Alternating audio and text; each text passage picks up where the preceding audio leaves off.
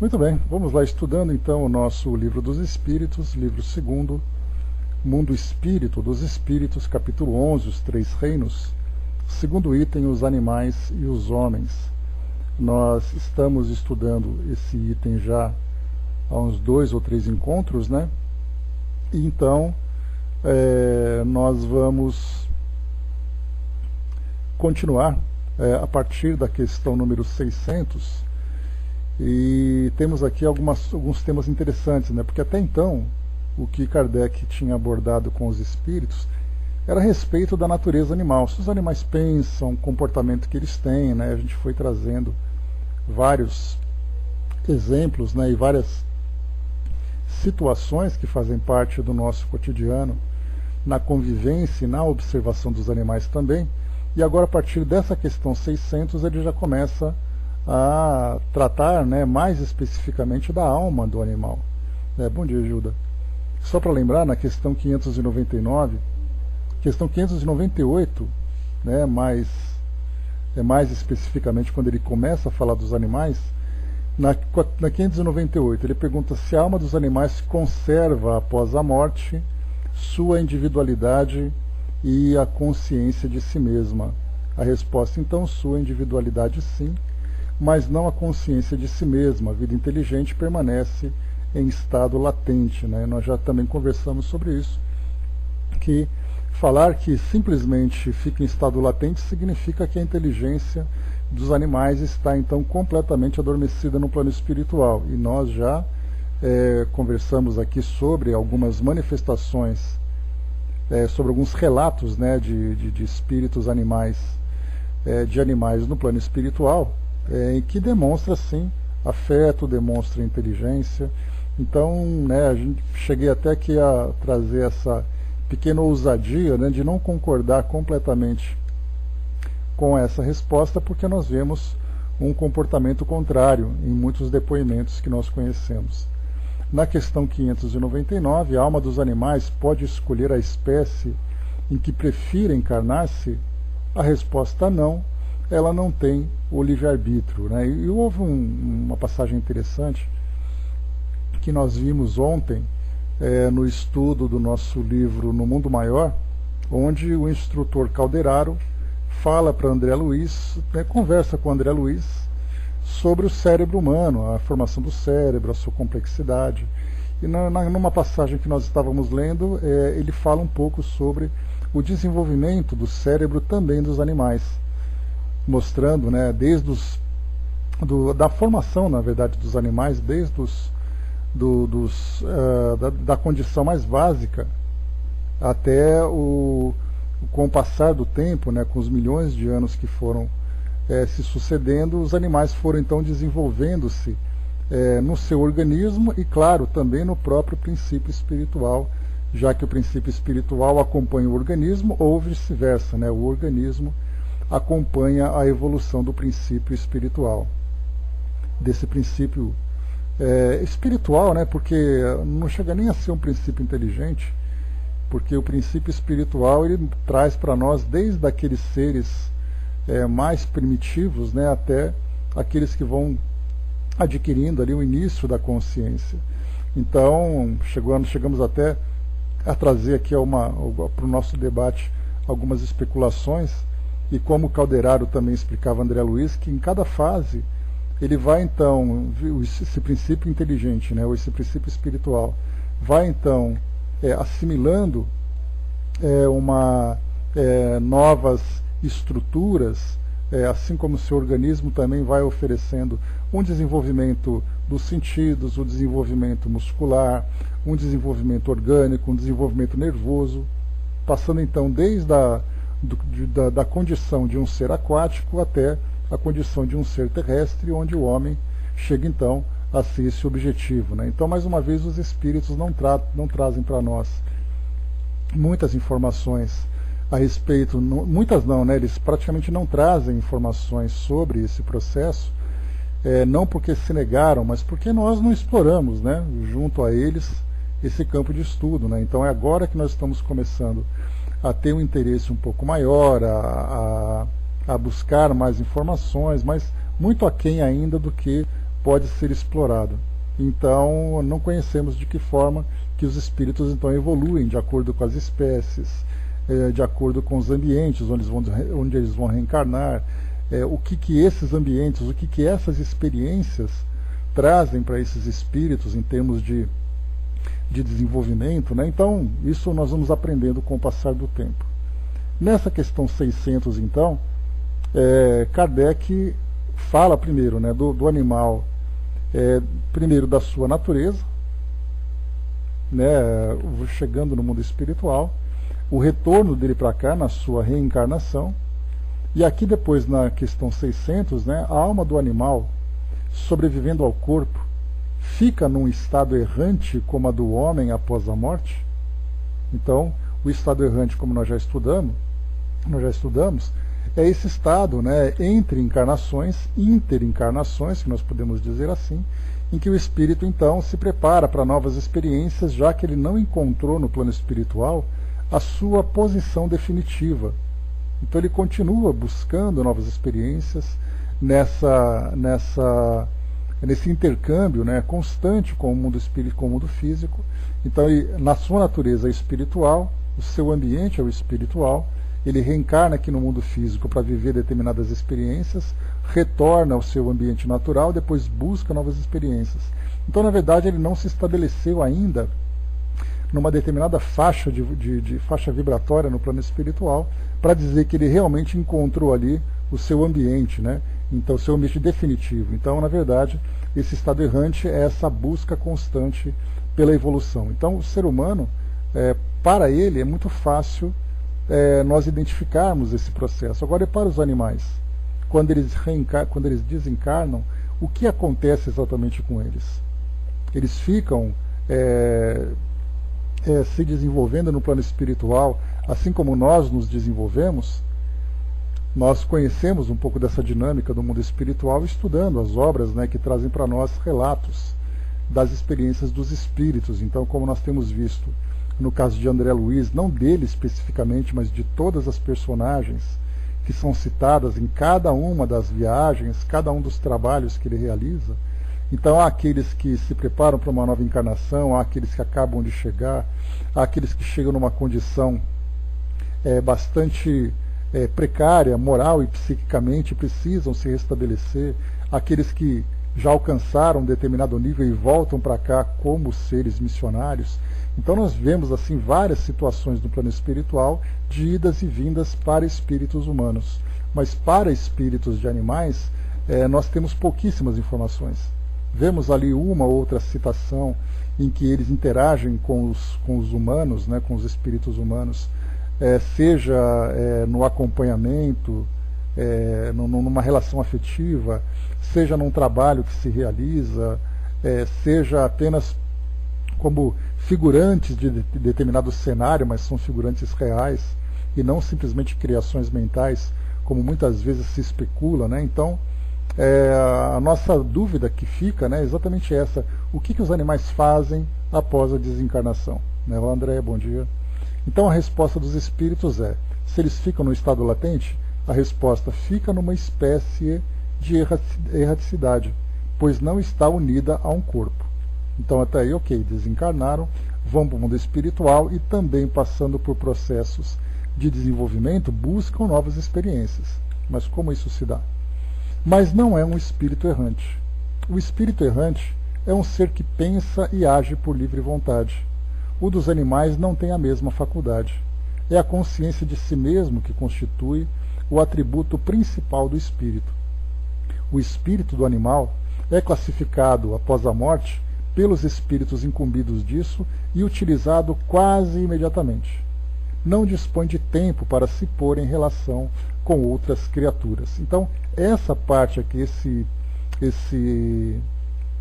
essa parte final da resposta, o espírito do animal é classificado após a morte pelos espíritos incumbidos disso e utilizado quase imediatamente. Não dispõe de tempo para se pôr em relação com outras criaturas. Esse trecho ele traz para nós, assim como também já trouxe para nós, muitas e muitas divergências, muitas e muitas polêmicas. Porque exatamente quando um espírito como o caso de André Luiz, como o caso de Camilo Castelo Branco, como psicografias isoladas, né, de espíritos que trazem ali respostas consoladoras, respostas instrutivas, né? Então são respostas individuais que falam dessa relação com os animais. E aí então rapidamente pegam essa resposta 600, porque lá diz que eles reencarnam quase que imediatamente e que não tem tempo de se pôr em relação com outras criaturas. Mas os relatos que chegam para nós são relatos que falam dessas relações. São relatos que, embora sejam passagens breves, nessa brevidade há uma relação com os humanos. Né? Bom dia, André, bom dia, dona Miriam. Então, há ainda muito a ser explorado nesse campo.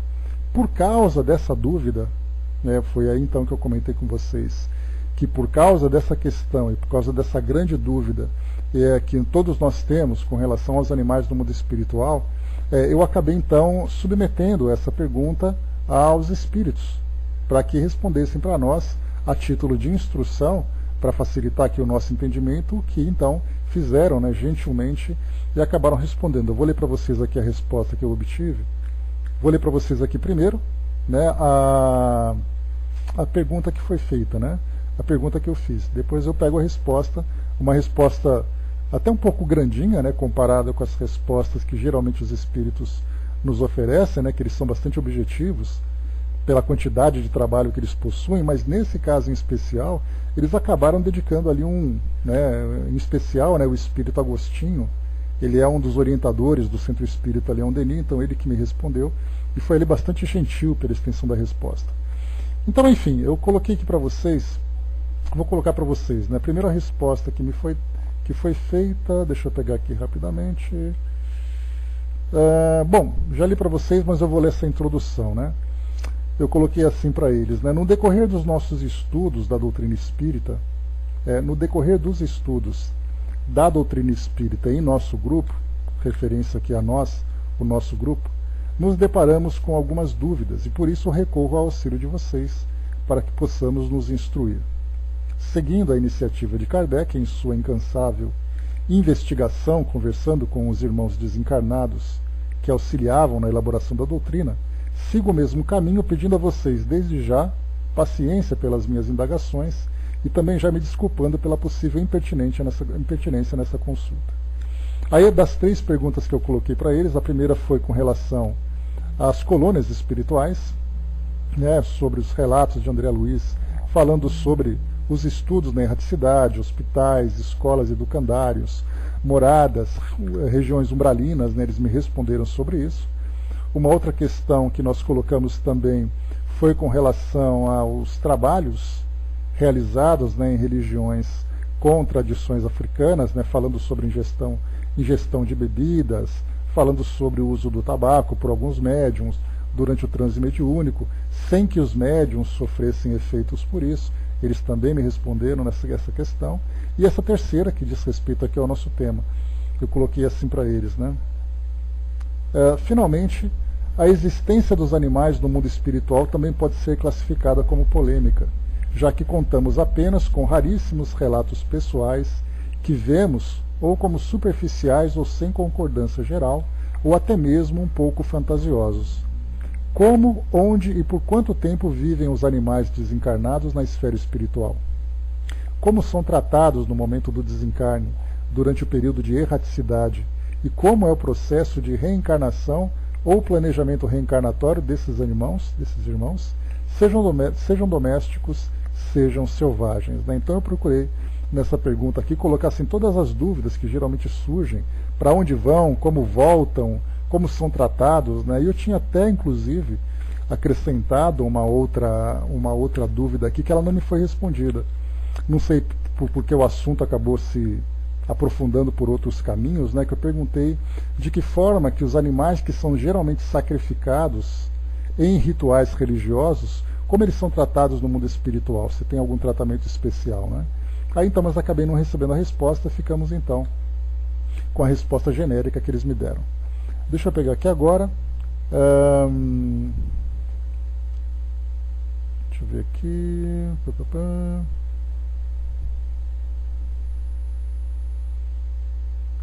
primeira resposta, segunda resposta.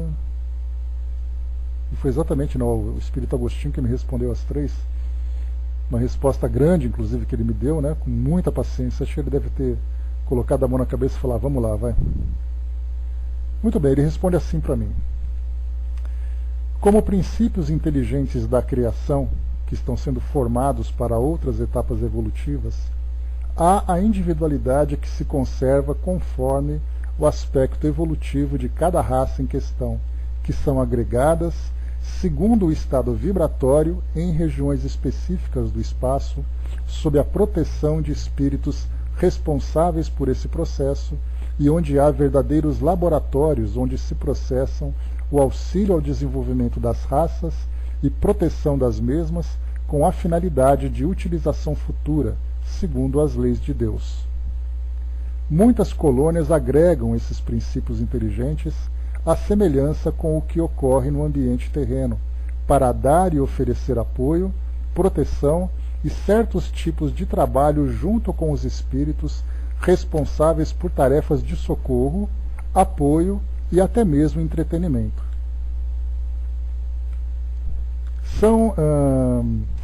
São aspectos que são considerados em cada colônia, tanto quanto as suas necessidades, para que sejam deslocados até o local adequado. Tudo obedece ao bom senso e às necessidades específicas de cada colônia e do local. O processo de retorno ao ambiente terreno obedece a vários aspectos que são processados nesses laboratórios ou regiões onde eles estão situados, mas, em regra geral, obedecem ao próprio automatismo operante da vida, ou seja, por serem necessários ao processo geral de formação, criação, manutenção da vida biológica do planeta, não tendo consciência de como se processam ou onde se dirigem. Podemos comparar palidamente à própria cadeia alimentar da vida material, e nesse caso, a vida espiritual se processa nesses de igual maneira, onde a perda da vida biológica agrega esse princípio às regiões específicas. E pelo próprio... Só um instantinho...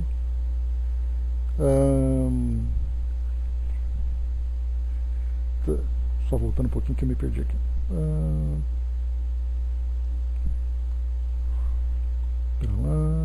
Aqui. Podemos comparar palidamente à própria cadeia alimentar da vida material. E, nesse caso, a vida espiritual se processa nesses de igual maneira, onde a perda da vida biológica agrega esse princípio às regiões específicas e, pelo próprio mecanismo de início ou reinício de vida, se deslocam para o próximo corpo biológico de acordo com suas necessidades, onde o magnetismo, atração e repulsão oferece o princípio básico, mas que os espíritos responsáveis pelo desenvolvimento e processo coordenam e dirigem todas as etapas, sem interferir nessas etapas automáticas próprias de cada energia e princípio que ali está agregado. Há certamente muitas outras causas que o tempo não permite dizer, mas que poderão estudar e melhor compreender se estudarem melhor esse magnetismo biológico dos animais, migração dos animais, etc., que obedecem um princípio básico, que é o da sobrevivência, preservação da espécie, manutenção da vida, reprodução, etc. Então a gente vai dizer inicialmente, eu tive que ler várias vezes essa resposta para tentar separar as explicações e tentar entender também de que forma que essas explicações, que esses processos acontecem. Então, assim como vocês também, apesar do texto ter sido muito bem elaborado e a explicação assim até ser coerente, é aquilo que os espíritos sempre dizem para nós. Não adianta trazer uma resposta para nós, uma explicação de algo que nós ainda não compreendemos, né? Eu fiz essa pergunta, Andréia, para 3 grupos de espíritos, e essa em especial quem me respondeu foi o Espírito Agostinho, que é um dos dirigentes lá do Centro Espírita Leon Denis. Tá? Então ele que me fez essa gentileza de atender essa dúvida. Então, como nós vemos assim, para a gente poder entender, seria mais ou menos, para a gente ter uma ideia, é como se entrasse alguém aqui no nosso grupo agora, aqui na nossa sala, e fizesse uma pergunta a respeito de uma questão doutrinária, sendo que ele não é espírita.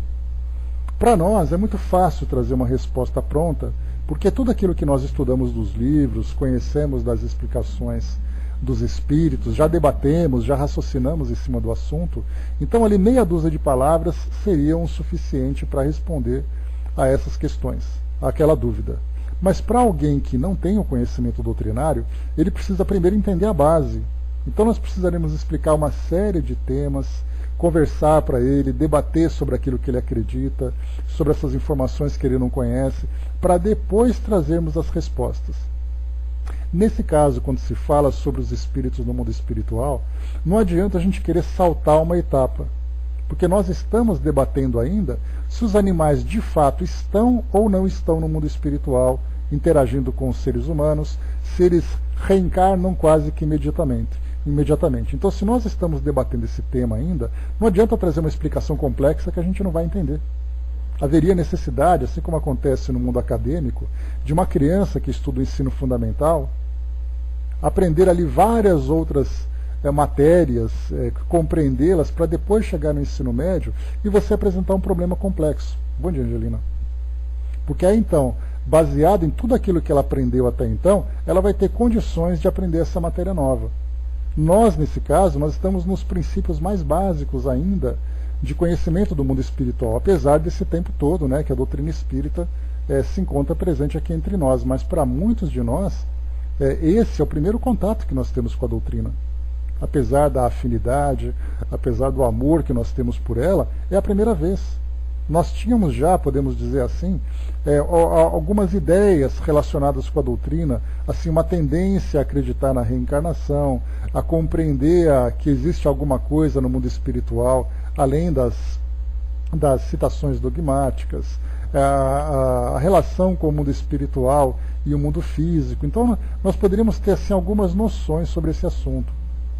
Então, agora que nós estamos estudando, é que ele começa a se aprofundar um pouco mais, onde nós vamos ali conversando sobre todas as explicações, fazendo pesquisas e tal. Então, a mesma coisa acontece também com o plano espiritual. Falar desse tema especial dos animais, que tão pouco, infelizmente, nós sabemos, não adianta trazer uma explicação complexa como essa, falando, por exemplo, sobre esse magnetismo animal. Esse final aqui, né, ele ficou aquela grande interrogação na nossa cabeça, né? Por exemplo, falando aqui sobre... Deixa eu ler aqui esse trechinho, deixa eu pegar o começo do parágrafo. Vai ali, mais uma vez, olha só.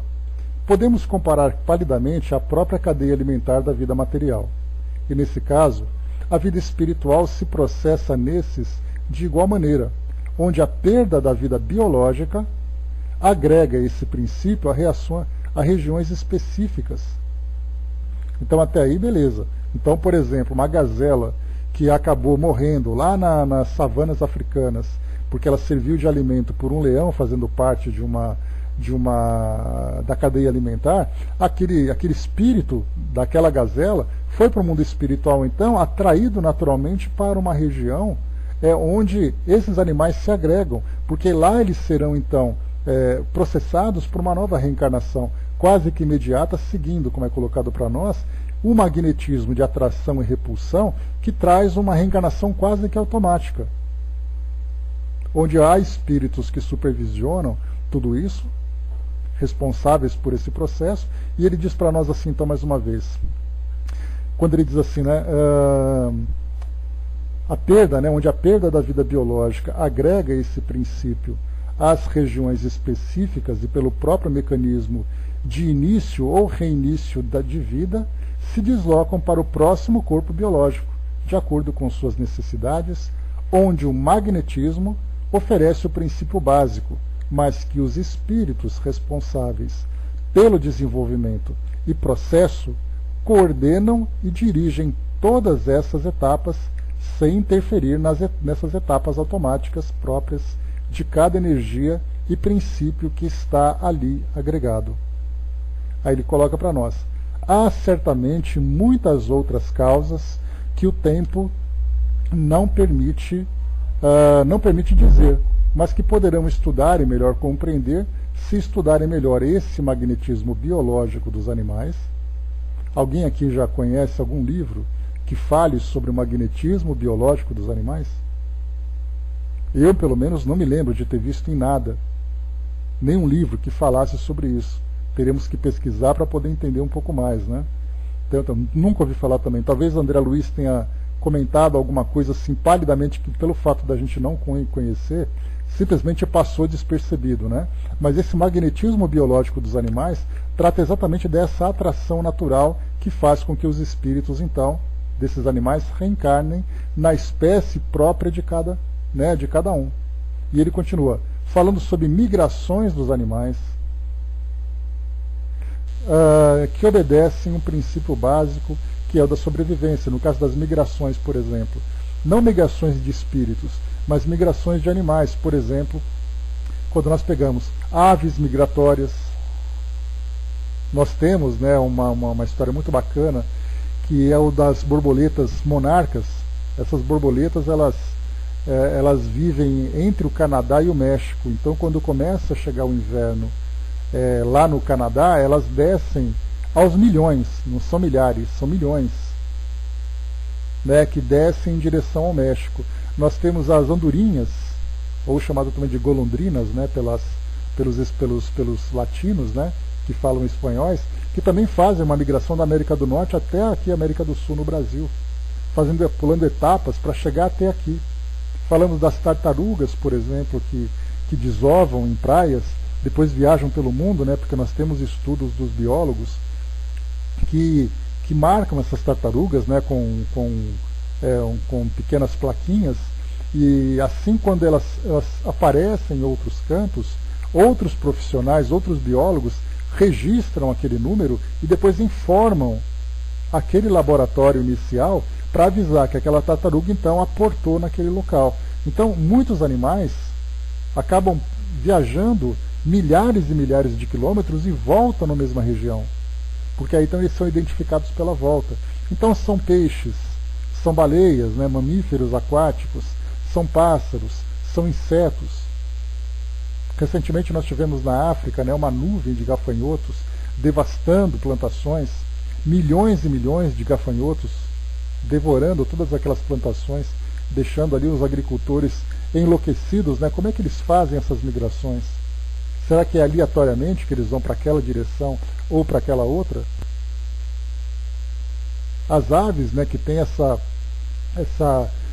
parte do magnetismo biológico, né, que é o caso, por exemplo, dos pombos, né? Talvez seja isso que ele fala, porque a gente pensou magnetismo biológico, pensando na parte da reencarnação. Mas tudo isso que eu comentei com vocês agora, talvez seja exatamente esse magnetismo biológico dos animais, que eles se dirigem pelo nosso planeta, né, seguindo esse campo magnético que nós temos, se orientando por ele, que nós ainda não compreendemos.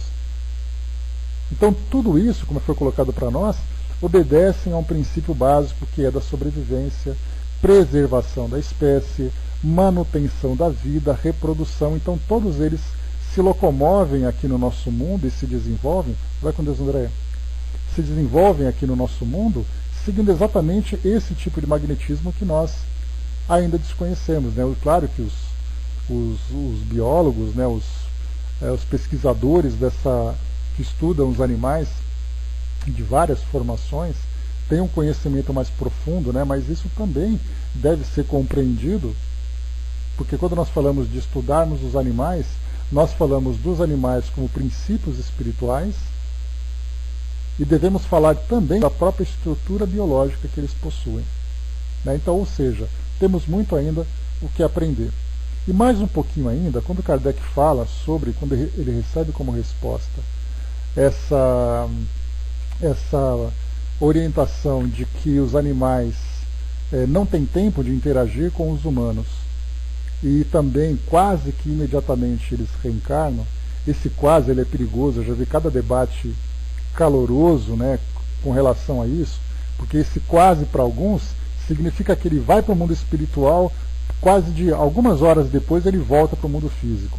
Para outros, esse quase significa, ele pode ficar ali 1 ou 2 anos, depois ele volta, diferentemente de um espírito humano que pode ficar até um século no mundo espiritual. Então esse quase já desencadeou conversas muito interessantes e muito agressivas também. Mas, seguindo então aqui as pesquisas que são feitas, foi produzido, né, um encarte digital, obviamente, intitulado Os Animais no Plano Espiritual, uma análise sobre como ocorre o processo evolutivo e reencarnatório no reino animal. Quem assina, a doutora Ivênia Prada, né, que tem ali um grande conhecimento sobre esse tema, né, da perspectiva espírita. Então ela escreveu esse artigo e nós vamos aqui fazer a leitura, porque ele vai trazer para nós várias passagens que vão nos ajudar a ter uma compreensão melhor, né? Então, mais uma vez, Os Animais no Plano Espiritual, uma análise sobre como ocorre o processo evolutivo e reencarnatório no reino animal. Diz assim: na literatura espírita encontramos com bastante frequência alusões a figuras de animais no plano espiritual. Por exemplo, Hermínio C. Miranda, em Diálogo com as Sombras, descreve o dirigente das trevas como sendo visto quase sempre montado em animais. Brota imediatamente em nossa mente a pergunta: qual a natureza desses animais? Também André Luiz refere-se em suas obras a cães puxando espécies de trenós, no livro Nosso Lar, aves de monstruosa configuração, obreiros da vida eterna, e assim por diante. Nós estudamos sobre isso, né, quando André Luiz se encontrava naquele posto de socorro, naquela região tão densa, né, ele falava sobre isso, sobre sons, sobre aves e tal. Realmente, e também vimos, né, no caso de aqueles cães e cavalos também que são relatados no livro Memórias de um Suicida. Realmente, identificar a natureza dessas figuras dos animais no plano espiritual não é tarefa fácil. Alguns casos são de animais são de mais direto entendimento. Assim, em A Gênese, lê-se que o pensamento do espírito cria fluidicamente os objetos dos quais tem o hábito de se servir. Um avaro manejará o ouro, um trabalhador o seu arado e seus bois. Aliás, Dona Ivone também fala sobre isso no livro dela, né, no livro, não sei se era Recordações da Mediunidade, mas ela fala aquele espírito que tinha vivido num sítio, aí ele desencarnou, ele continuava vivendo ali, obsediando uma pessoa que estava próxima a ele e tudo mais, e aí então, se passando, né, por um corretor de imóveis, comprou o imóvel dele para poder desalojá-lo daquele lugar, e aí então ele despertou para a realidade porque ele se acreditava vivo, né? Mas ele vivia no seu sítio com sua pequena plantação, com suas galinhas e tudo mais, né? Então, segue esse princípio aqui. Esses bois, portanto, não são animais propriamente ditos, mas criações fluídicas, formas, pensamento. Em outras situações em que são vistos animais ou sentido a sua presença, existe também a possibilidade de que sejam mesmo perispíritos de animais, ou, se quisermos assim dizer, animais desencarnados. Digo animais desencarnados, mas haveria ainda a hipótese de serem também animais encarnados, em desdobramento. Ela coloca entre parênteses viagem astral, estando então seu espírito e perispírito desprendidos do corpo físico, por exemplo, durante o sono. Cheguei até a falar com vocês sobre isso, né? Que embora talvez nós não tenhamos relatos diretos sobre o desdobramento dos animais, é possível, já que, né, a estrutura biológica, perispiritual, o vínculo que o espírito cria com o seu corpo físico durante uma encarnação é muito semelhante à de um ser humano. Se o espírito humano consegue se desdobrar, por que não os animais? Então eu coloquei para vocês, a gente pode até não ter relatos sobre isso, relatos claros, mas que é possível, partindo desse princípio, isso é. E aqui nós vimos então essa citação dela também dizendo que animais no plano espiritual ou podem ser vistos como criações fluídicas, formas, pensamento, Ou seja, o indivíduo pensa, e pelo fato do pensamento ser a principal ferramenta de criação no plano espiritual, é porque os fluidos são maleáveis, são manipuláveis, se eu imaginar com intensidade um animal, esse animal se materializa. Embora ele seja completamente remoto, né, ao meu pensamento. Eu penso que ele faz uma coisa, ele vai fazer porque eu pensei, não porque ele tinha autonomia, quando ele tinha ali o seu, vamos dizer, o seu livre-arbítrio para fazer aquilo. Então, primeiro, pode ser uma forma pensamento. Segundo, pode ser um animal desencarnado. Terceiro, pode ser um animal encarnado em desdobramento. Mas o espírito Álvaro esclareceu-nos, dentre outras questões, que os animais, quando encarnados, possuem raros desprendimentos espirituais, isso acontecendo apenas em casos de doenças, fase terminal da existência ou em casos excepcionais com a atuação dos espíritos, pois geralmente permanecem fortemente ligados à matéria. Né? O espírito Álvaro, ela não identifica para nós aqui, mas percebemos que ele trouxe uma resposta bastante específica, né, a ela, provavelmente feito através de pesquisas com intercâmbio com o mundo espiritual também. Essa possibilidade, diz ela aqui para nós, de explicação da presença de animais no plano espiritual, de modo particular os animais desencarnados, me parece lógica e, portanto, aceitável. Né? Arnaldo colocou, né, o Espírito te disse que está no contexto da lei divina e que há um trabalho de espíritos responsáveis pela condução dos animais no plano espiritual. Fico com ele, ou seja, nada de desdobramento ou criações fluídicas. Né? Como foi colocado para nós aqui, né, Arnaldo, essa questão da criação fluídica que eu coloquei, a própria Dona Ivone falou sobre isso, né, porque ela aquele homem que ela relatou, que ela é em desdobramento com o auxílio, né, dos espíritos amigos lá dela, ela então em desdobramento foi auxiliar esse espírito. E ele criou aquele ambiente, ele criou o cenário. E como foi colocado no livro A Gênese, aqui também como Kardec coloca, ele diz assim para nós, né, que o homem pode criar, por exemplo, ele pode criar as suas ferramentas. No caso de um agricultor, ele pode criar um arado com um boi puxando.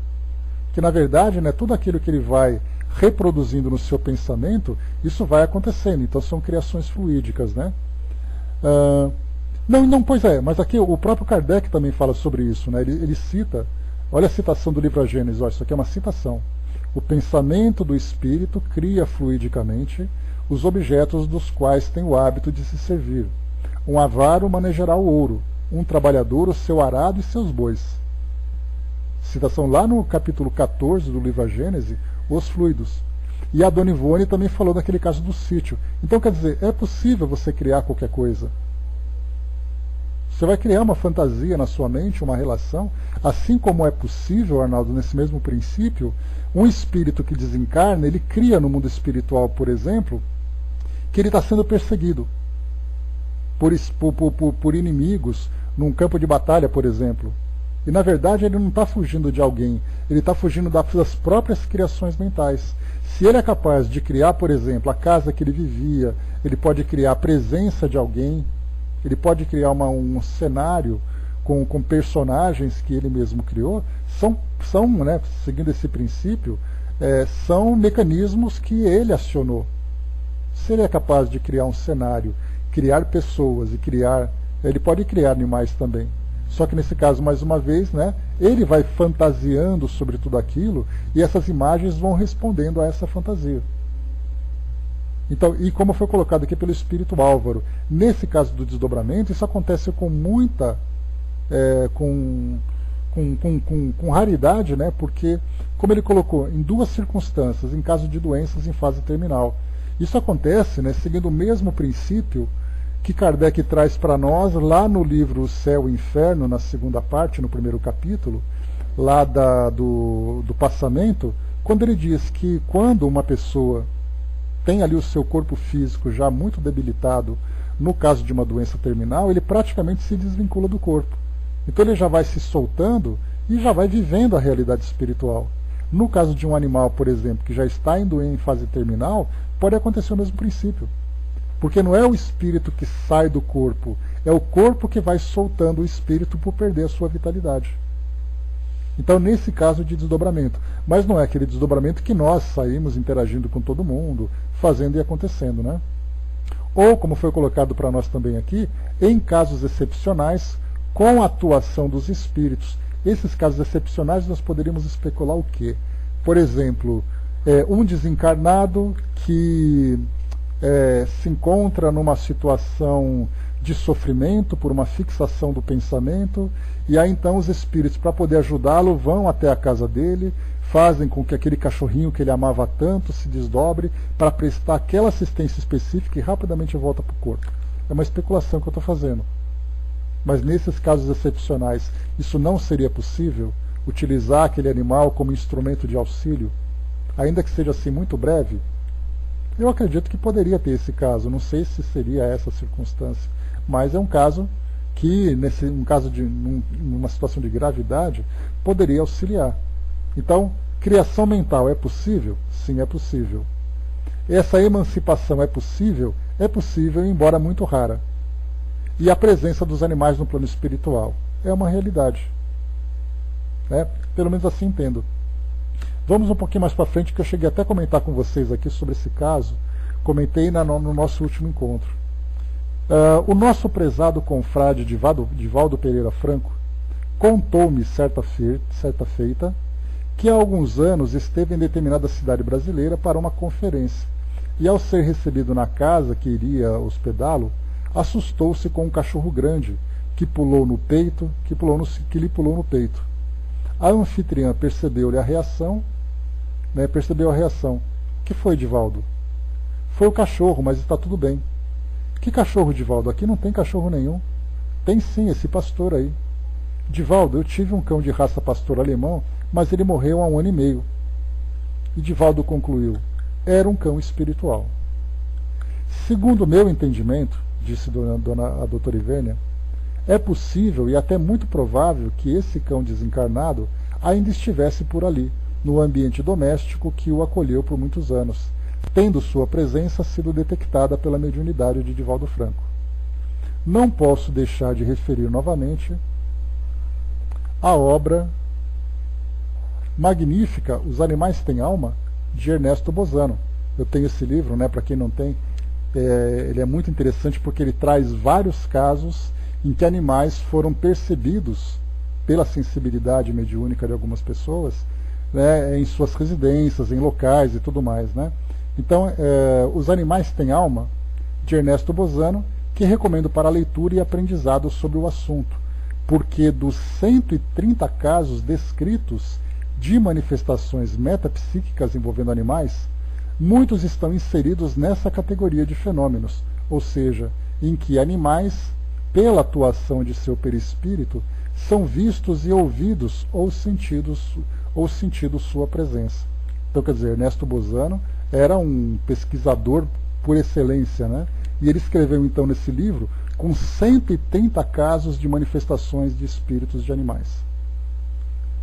Herculano Pires também comenta a respeito de, entre aspas, casos impressionantes de materialização de animais em sessões experimentais, em seu livro Mediunidade, Vida e Comunicação, do que se presume que esses animais se encontravam previamente na dimensão espiritual. Uma terceira possibilidade que vejo em relação à presença de figuras animais no plano espiritual é a de perispíritos humanos se encontrarem metamorfoseados em formas animais, sem contudo perderem suas condições de espíritos humanos, é claro. É o fenômeno que se conhece com o nome de zoantropia. Zoo quer dizer animal, antropos do grego significa homem, do qual uma variedade é a licantropia. Licos do grego significa lobos. Então nós temos vários relatos de lobos, lobisomem, até mesmo o folclore, o mito do lobisomem aqui no Brasil, e fora do Brasil também, tem essa ideia de que tenha sido percebido mediunicamente aquela figura monstruosa e ela acabou virando um mito em determinadas comunidades. Temos o relato de um caso de licantropia no livro Libertação, de André Luiz. Nós estudaremos sobre isso em breve. O obsessor, desencarnado, encontra sua vítima, uma mulher, e conhecendo-lhe a fragilidade sustentada por um complexo de culpa, passa a acusá-la cruelmente e conclui: a presença está lavrada por si mesma. A sentença está lavrada por si mesma. Não passa de uma loba, uma loba, uma loba. E assim, induzida hipnoticamente, sua própria mente vai comandando a metamorfose de seu perispírito, que aos poucos e gradativamente se modifica, assumindo, por fim, a figura de uma loba. Diga-se de passagem, não foi o obsessor que diretamente transformou a sua figura humana em loba. Foi ela mesma, ao aceitar a sugestão mental que partiu dele. Nós já estudamos sobre a plasticidade do perispírito, então fica fácil da gente lembrar. Afinidade e sintonia são elementos básicos para o estabelecimento do pensamento de aceitação ou adesão, conforme explica André Luiz em Mecanismos da Mediunidade, que também estudaremos em breve.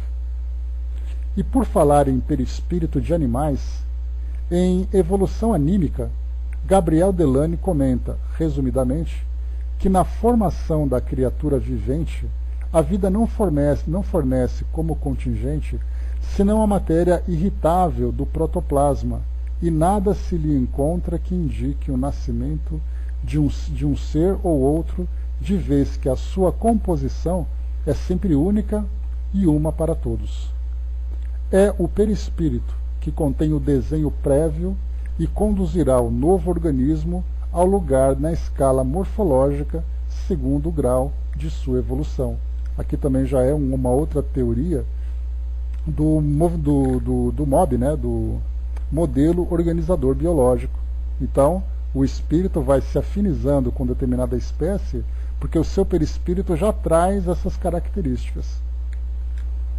Um pouco aqui no meio dessa citação, temos aqui uma passagem, um quadrinho que ela coloca, que é o Todos os Animais Merecem o Céu, que é do Marcel Benedetti, Vamos fazer a leitura rapidinho aqui dele.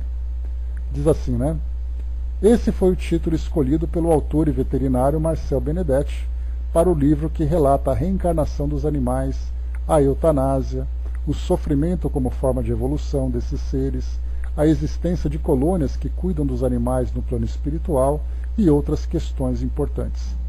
Aqui então, Luiz, bom dia.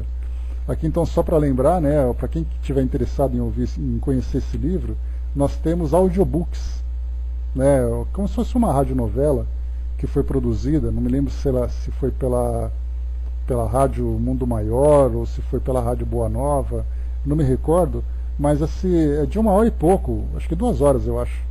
Eu cheguei até a ouvir esse livro todo. Coloquem no YouTube assim rapidinho que vocês encontram, que é bem produzido, bem legal. Diz assim então: a obra foi uma das premiadas no concurso literário espírita João Castardelli, 2003-2004, promovido pela Fundação Espírita André Luiz. Esse foi o primeiro livro do autor que se especializou em homeopatia para animais e conheceu a doutrina espírita na época em que cursava a faculdade, apesar de sua mediunidade ter se manifestado muito antes desse período. Marcel relata que quando trabalhava em uma livraria e se preparava para prestar vestibular, em um dia de pouco movimento, foi para a parte de baixo da loja estudar e notou que estava sendo observado por um senhor. Resolveu perguntar se o senhor desejava alguma coisa e ele lhe respondeu que só estava achando interessante ele estudar. Então explicou que queria passar no vestibular de veterinária e o velhinho disse que não se preocupasse, porque passaria. Previu também outros fatos que aconteceriam. Então aqui, em seguida, se despediu dizendo que se veriam depois. Após alguns instantes, comentou com seu colega de trabalho que tinha achado aquele homem esquisito por fazer previsões do futuro. O colega disse que não havia entrado ninguém na livraria. Foi então que se deu conta de que se tratava de um espírito. E mais tarde é que lhe ditaria o livro. Então, certamente muitas pessoas se tivessem percebido, né, o próprio Marcel, se tivesse percebido que na parte de baixo da livraria alguém estaria ali com ele, um espírito estaria ali com ele e estaria correndo com certeza. Então, muito bem, continua aqui para nós. Todos os animais merecem o céu. Tem tanto na versão digital como na versão de audiobook, né? de áudio, seria meio áudio, radionovela, vamos dizer assim, né? Porque não é literal o que eles falam, mas é interpretado, né? É bem bacana. Continuando aqui o texto, a reencarnação. Em O Livro dos Espíritos, encontramos a seguinte questão de Kardec, que Kardec coloca aos espíritos. O que é a alma, entenda-se humana, no intervalo das reencarnações? Espírito errante, que aspira a um novo destino e o espera. Nas questões que se seguem, temos também a expressão estado errante. Um dos significados da palavra errante no dicionário de Caldas Aulete é nômade, sem domicílio fixo, e de errar, que é vaguear, errando ao acaso. Por sua vez, erraticidade, o mesmo que erratibilidade, quer dizer caráter do que é errático, estado dos espíritos durante o intervalo de suas encarnações, aqui nesse caso uma citação referente ao espiritismo. Bem, chegando aos animais, surge a natural curiosidade de se saber como seu espírito se comporta na erraticidade, se é que para eles existe a erraticidade. No Livro dos Espíritos temos: a alma do animal vivendo ao corpo fica num estado errante como a do homem após a morte? É a questão 600 que nós estamos estudando. Fica numa espécie de erraticidade, pois não está unida a um corpo, mas não é um estado errante. O espírito errante é um ser que pensa e age por sua livre vontade. O dos animais não tem a mesma faculdade. É a consciência de si mesmo que constitui o atributo principal do espírito. O espírito do animal é classificado após a morte, já vimos naquela explicação sobre essa classificação, né? Pelos espíritos incumbidos disso, e utilizado quase imediatamente. Não dispõe de tempo para se pôr em relação com outras criaturas. Bem, vamos em partes, diz aqui doutora Ivina Prado. Algumas pessoas entendem, a partir desse texto, que os animais, assim que desencarnam, são prontamente conduzidos à reencarnação. A expressão utilizado quase imediatamente não necessariamente deve ter esse significado. O espírito do animal pode ser prontamente utilizado, entre aspas, para uma infinidade de situações, dentre elas, inclusive, o reencarne, e então, em todas elas, não dispõe de tempo para se pôr em relação com outras espécies. Entendo que os animais, sendo conduzidos por espíritos humanos, não dispõem de tempo livre, digamos assim, para se relacionarem com outras criaturas, ou fazer o que quiserem a seu bel prazer, mas assim da maneira como decidiram seus orientadores. Aliás, é o que sugere o texto em foco. O livro, o espírito errante é um ser que pensa e age por sua própria vontade. O dos animais não tem essa faculdade. Em O Livro dos Médiuns, Kardec trata da possibilidade da evocação de animais e pergunta aos espíritos: pode-se evocar o espírito de um animal? O princípio inteligente que animava um animal fica em estado latente após a sua morte. Os espíritos encarregados desse trabalho imediatamente o utilizam para animar outros seres, através das quais constituirá o processo de sua elaboração. Assim, no mundo dos espíritos não há espíritos errantes de animais, mas somente espíritos humanos. Então essa daqui é uma citação do Livro dos Médiuns. Continua aqui doutora Ivênia Prado.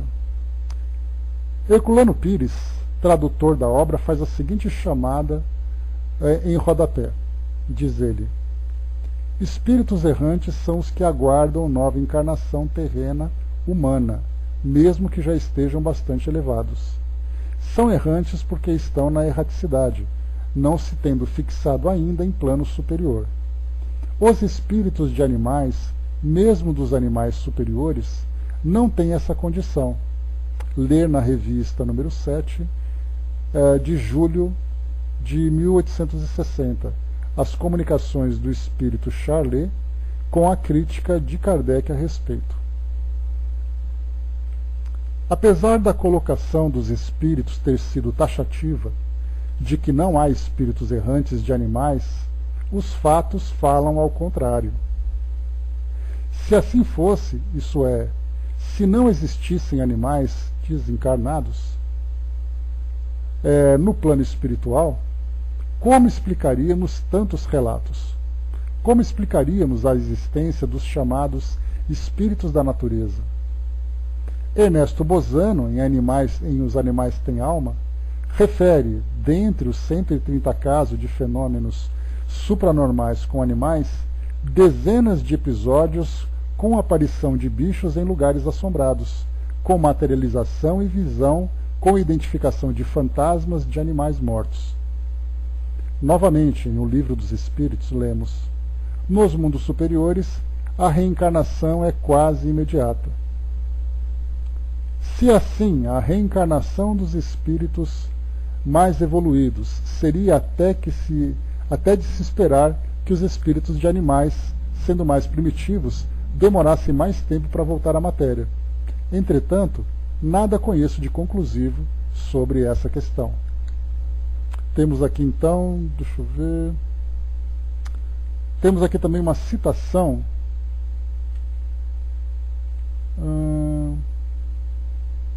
tem um trecho aqui dos animais, nossos irmãos animais, que eu vou ler daqui a pouquinho, que é uma citação à parte que ela põe aqui. Depois eu leio com calma. Assistência espiritual. Muito mais do que supomos, os animais são assistidos em seu desencarne por espíritos zoófitos que os recebem no plano espiritual e cuidam deles.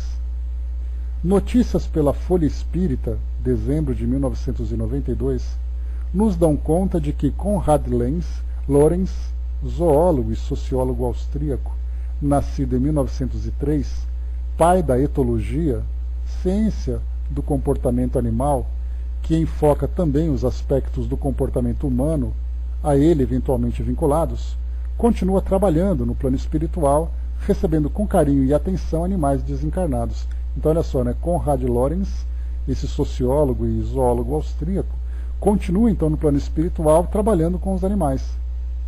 Então, muito interessante, que vemos inclusive botânicos, veterinários, biólogos, cada um trabalhando na sua área de interesse, assim como, por exemplo, o próprio André Luiz, que trabalhando como médico aqui no mundo físico, continua no plano espiritual. E aqueles que têm certamente muito amor pelos animais aqui, vão querer também continuar no plano espiritual atuando junto aos animais.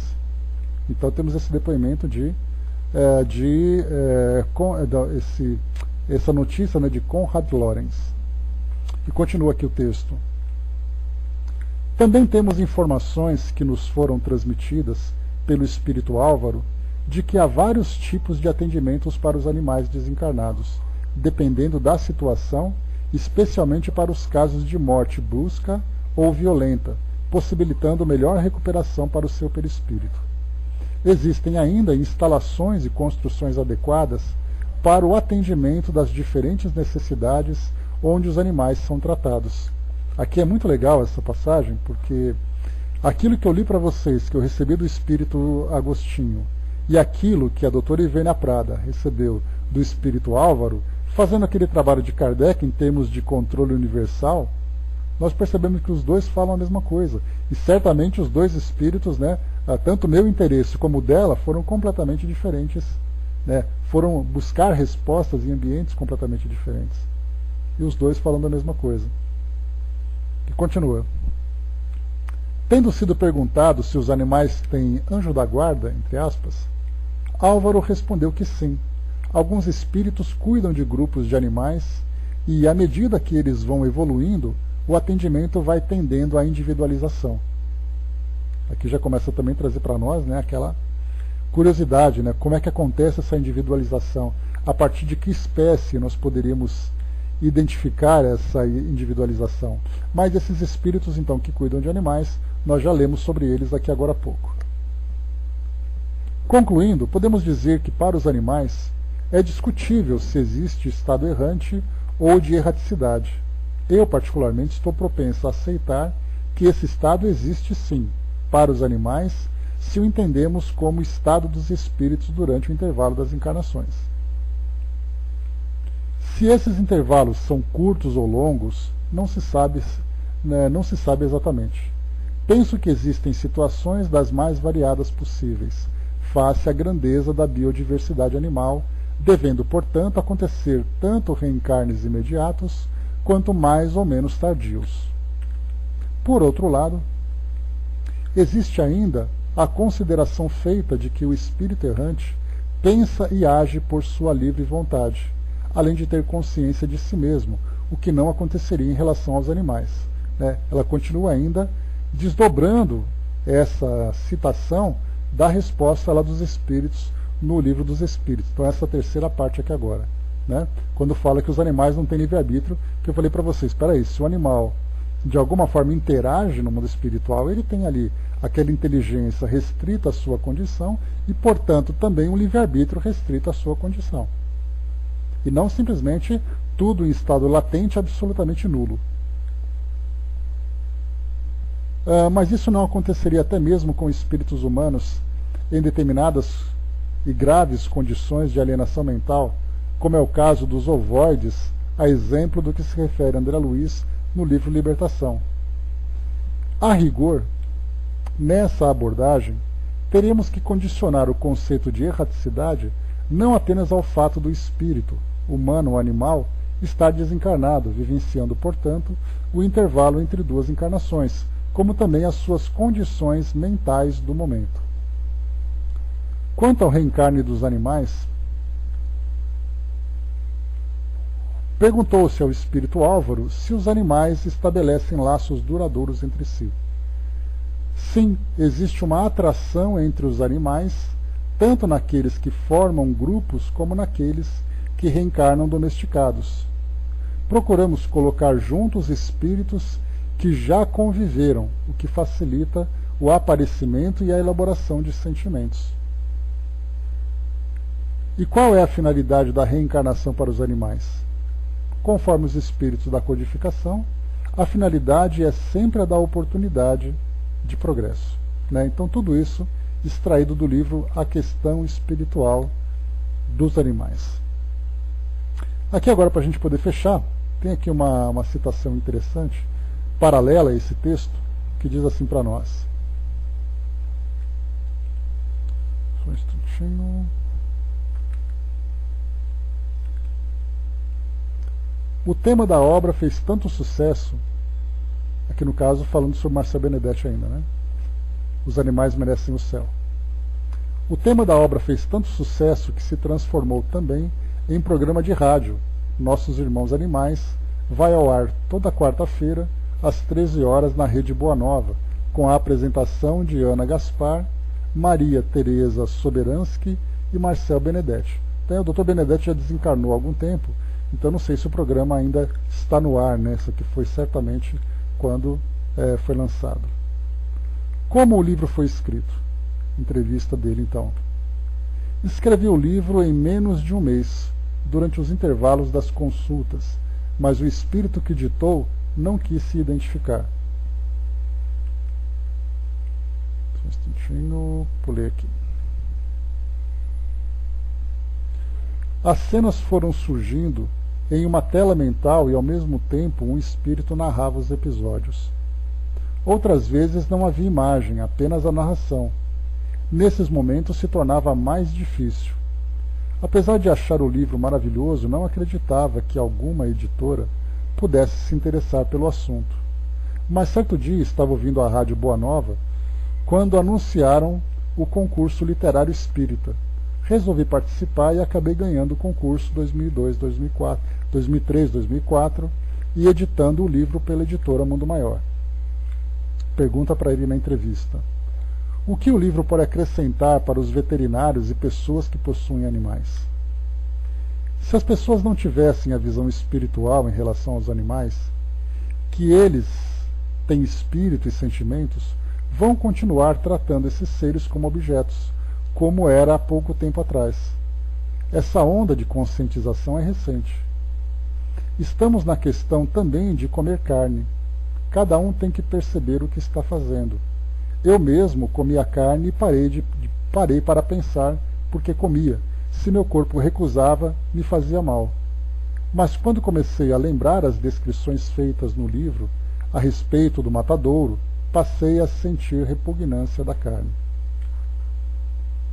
Sendo veterinário e espírita, como analisa a questão da eutanásia? O ser humano tem karma, o animal não. O animal tem consciência, mas muito mais restrita em relação ao ser humano. Ele segue muito mais os seus instintos. Então, como não tem karma, a eutanásia deve ser o último recurso utilizado. O veterinário deve fazer todo o possível para salvá-lo. Se um animal estiver sofrendo muito e não existir outra maneira, o plano espiritual não condena, porque é um aprendizado tanto para o animal quanto para o dono que precisa tomar a decisão. Os animais reencarnam? Há um capítulo do livro que explica como ocorre a reencarnação dos animais. Este descreve que cada espécie de animal leva um tempo para reencarnar, mas por possuírem um livre-arbítrio ainda muito restrito, uma comissão avalia as fichas dos animais e estabelece o ambiente onde deverão nascer e a espécie também. Como o conhecimento espiritual pode ajudar o veterinário no trato com os animais? O veterinário em geral, por natureza, mesmo não sabendo, já é espiritualizado, pelo fato de gostar de animais e querer salvar a vida deles.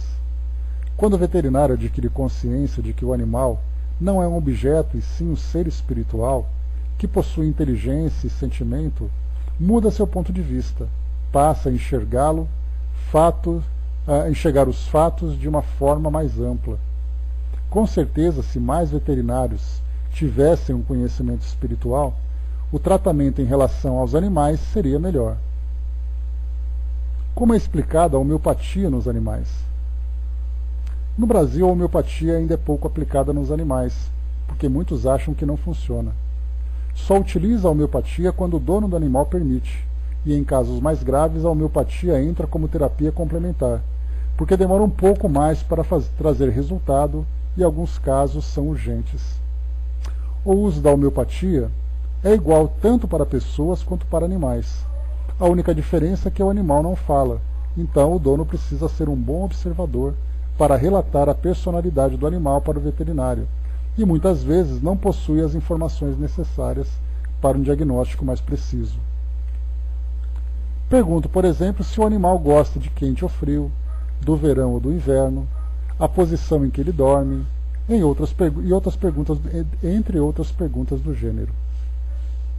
Tive o caso de um gato com câncer e que, em decorrência da doença, estava com o rosto deformado. Com o tratamento ele melhorou 70%. Só não foi melhor porque o gato saía e demorava a voltar e com isso interrompi o tratamento. Cuidei também de um cachorro com problema de comportamento muito agressivo. O animal, depois de 10 dias, parecia outro, muito mais calmo. Utilizo também florais para animais em casos emocionais. Se nós equilibramos o emocional, o organismo ganha condições de combater as bactérias. E os próximos livros? Já tenho na editora outro livro em análise que tem o título Todos os Animais São Nossos Irmãos. E já estou escrevendo um terceiro. Pelas informações que recebi do plano espiritual, serão 6 livros. É uma entrevista, então, realizada por Érica Silveira. Então, pessoal, para a gente poder finalizar, cravando aqui no nosso horário, essa pequena apostila, né, esse encarte aqui que foi produzido pela doutora Ivênia Prado, eu achei que ele acrescentaria muito para nós, principalmente pelas informações a respeito, né, das pesquisas sobre a vida no mundo espiritual dos animais, trazidas por Ernesto Bozano, como nós vimos aqui, Herculano Pires também trazendo seu comentário, né, e André Luiz também fazendo um comentário sobre tudo isso, né? Então, Divaldo também, que é o relato dele, que vai nos ajudar bastante. Então, nós ficamos aqui apenas na questão número 600, que falava sobre o estado dos animais no mundo espiritual, falando sobre a erraticidade, falando sobre o grau de consciência, quem são os cuidadores, os locais, o processo de reencarnação. Então tem muita coisa ainda que precisa ser explorada e aprofundada, né? Então, esse material que eu trouxe para vocês, pelo menos ajudou a gente a ter, né, uma visão um pouco mais abrangente sobre essa questão dos animais, e a partir das próximas questões, nós teremos pelo menos esse embasamento que vai ajudar bastante, né, a gente a ter uma compreensão melhor. Então, nós vimos aquela psicografia que eu trouxe para vocês e também essa pesquisa da doutora Ivênia Prado. Eu tinha feito, né, já há alguns anos, uma pesquisa bem detalhada sobre a evolução dos animais no mundo, a evolução espiritual dos animais, né? Mas eu acabei perdendo essa pesquisa e estou me penitenciando até hoje, porque ela era bem completa. Eu acho que eu devia também em estado de transe naquela época, que eu não lembro quais livros eu pesquisei, onde eu busquei as informações, mas ele estava muito bem fundamentado, né? Então, infelizmente, eu não a tenho mais e fico devendo, né? Mas ela é bem interessante, começando principalmente com obras de Leon Denis, que eu me recordo vagamente, e também do livro A Gênese, falando sobre a gênese do espírito, né? Então, fico devendo para vocês esse aprofundamento. Beleza, meus queridos?